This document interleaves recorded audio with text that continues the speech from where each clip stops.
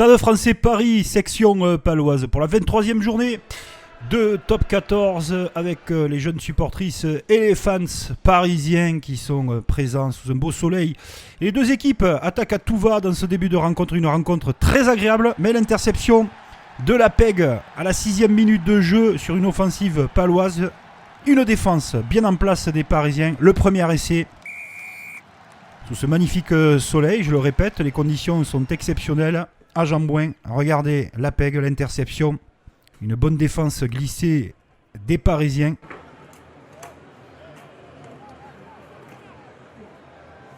Du volume, du bon rythme dans ce début de match. Paris essaye d'accentuer sa pression sur la tête des Palois. Alors un très très bon point de fixation, conserver le sens.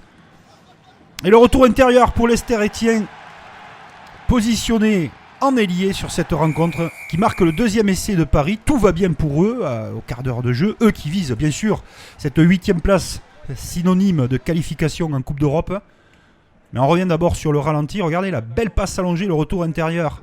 Ce jeu avant 3 quarts dans l'intervalle pour libérer Lester Etienne. Il marque le second essai. On tourne à la mi-temps pour un 10-3 en faveur des Parisiens. Le public n'a pas l'air trop inquiet. Sous les yeux de Thomas Lombard, bien sûr, qui surveille l'attitude de son équipe.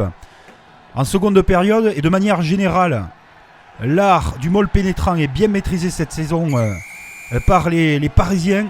Et c'est le jeune troisième ligne, Pierre-Henri Azago, qui va derrière l'embut. Le bonus offensif dans la poche pour les Parisiens.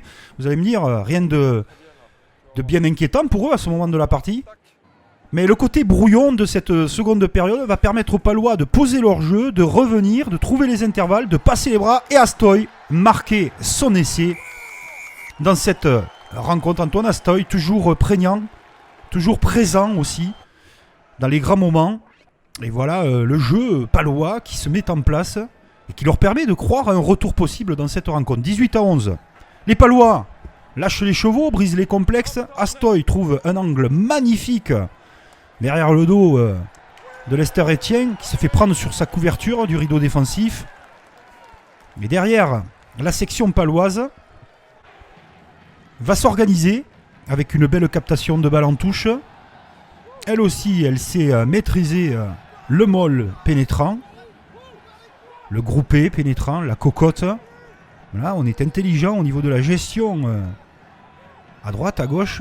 Allez, pourquoi pas le petit côté. On mobilise les défenseurs et on choisit le large, la belle combinaison. Et arrivé plein fer dans l'intervalle, le doublé d'Astoy pour ramener l'équipe à 18 partout après transformation. Paris à la tête dans le sac. Un match nul serait une catastrophe pour le club. Les Palois croient en leur chance. Mais dans les derniers instants, les Parisiens vont trouver les ressources pour valider ce match par une pénalité de Sanchez. Soulagement énorme certainement pour le public, pour les joueurs et pour Gonzalo Quesada.